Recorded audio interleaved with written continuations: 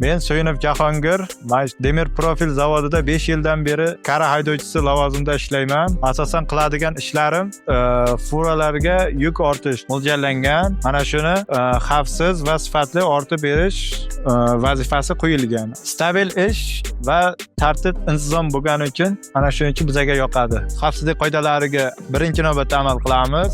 Chunki bu bizning sog'lig'imizga ham kerak. Har kuniga shunaqa ertalab ishni boshlashimizdan oldin xavfsizlik qoidalari haqida tushuncha beradi.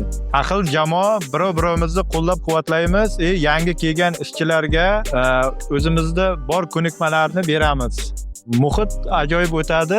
Har kuniga har xil qiziqarli voqealar bo'lib turadi zavodimizda. Kelajagi porloq bo'lgani uchun, katta hajmdagi assortimentlar ishlab chiqargani uchun boshqa zavodlardan ajralib turadi. Tavsiya qilaman va o'zim ham shundan ishlatganman, sifatli. Yuklash jarayonida millimetrlargacha aniqlik bilan yuklashga harakat qilamiz. Demir Profil zavodida sifatni birinchi o'ringa qo'yganmiz.